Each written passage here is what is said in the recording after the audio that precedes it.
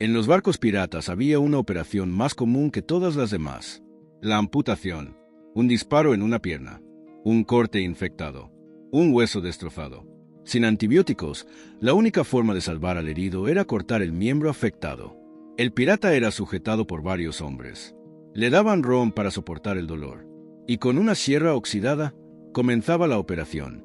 Muchos morían en el proceso, otros sobrevivían, pero quedaban marcados de por vida. Así de brutal era la medicina pirata.